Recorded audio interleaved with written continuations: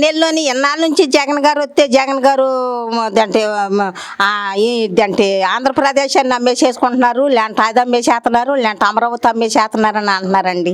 ఈ 2 నెలల్లోనే తెలిసిపోతుంది మీ సంగతి. ఆయన మీ ఖజానా ఏమైనా దోచుకున్నారా? పోనీ బోర్డు మేనేజ్మెంట్ లేబర్ వాళ్ళకి బోర్డు అంత సహాయం చేశారండి. ప్రతి వాళ్ళు తిన్నారే కానీ తినకుండా ఉండేవాళ్ళు ఒక్కడు కూడా లేరండి. మరి ఏం చేశారండి మీరు? ఏం సహాయం చేస్తున్నారు మాకు మాలాంటి పేదవాళ్ళకి? జగన్ గారే 5 సంవత్సరాల నుంచి కరోనా వచ్చిన వాళ్ళని 2 సంవత్సరాలు బతికిచ్చాడండి. కూరగాయలు కానించి బియ్యం కానించి ప్రతి ఒక్కటి కూడా ఇంటింటికి వచ్చి వాహనాలు వచ్చి ఇచ్చి వెళ్ళారండి. మరి మీరు ఏం చేశారండి? మీ సొమ్ములు ఏం తిన్నారండి? వాహనాలు తీసేస్తామంటున్నారు. వాహనాలు వాళ్ళు ఎలా బతుకుతారండి పేదోళ్ళు? వాహనాలు తీసేస్తాం ఎందుకండి? ఆ తీసేసే బదులు ఏదైనా సహాయం చేయండి. అంతేగాని అంటే వాహనాలు తీసేసి రేషన్ ఫోటోలు కూడా తీసేస్తామంటున్నారు. దేనికి రేషన్ ఫోటో తీసేస్తామంటున్నారు. దేనికండి? దీనికి కారణం ఏంటండి?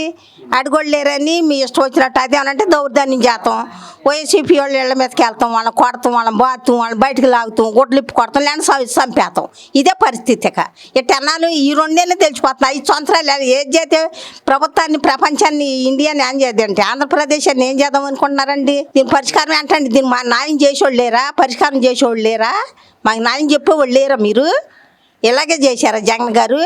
ఎంతకాలం కొట్టుకుంటే, ఎంతకాలం పొడుచుకుంటే, ఎంతకాలం అధికారం అయితే అదేమనంటే పవన్ గారేమో ఎన్నాళ్ళు ఒప్పు పట్టారు, మీ ఇష్టం వచ్చినట్టు చేయండి వైసీపీ వాళ్ళని, నేను గుడ్లిప్పి కొడతానని అంటున్నాడండి.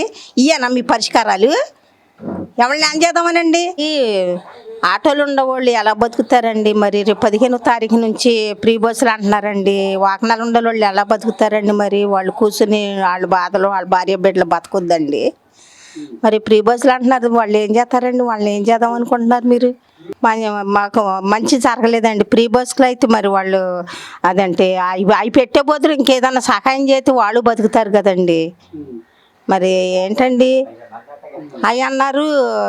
మరి అంటే ప్రతి ఆడవాళ్ళకి, ఇంట్లో ఉండవాళ్ళకి, ప్రతి చదువుకునే పిల్లలకి అంటే 15,000 అన్నారు. అంటే విద్యార్థులకి, చదువుకునే వాళ్ళకి, మరి ఆడవాళ్ళకి ప్రతి వాళ్ళకి ఇంట్లో ఎంతమంది ఆడవాళ్ళు ఉంటే అంతమందికి 15,000, 1,500 ఇస్తానంటున్నారండి. మరి అది లేదు, ఇది లేదు. అదేమంటే సంవత్సరం దాకా లేవంటున్నారు. ఏమీ లేవు. ఏంటండి పరిస్థితి? మరి బాగోలేదండి. అదంటే ఈ 2 నెలలకే తెలిసిపోతుందండి వాళ్ళ పరిస్థితులు. మోసం చేసి ప్రతి వాళ్ళని మోసంలాగానే ఉంది. ఇది 2 నెలల్లోనే తెలిసిపోతుంది ప్రతి సంగతి కూడా వాళ్ళని.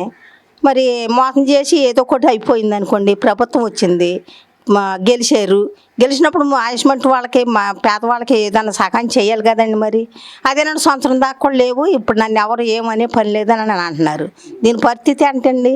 దీని పరిష్కారం ఏంటండి?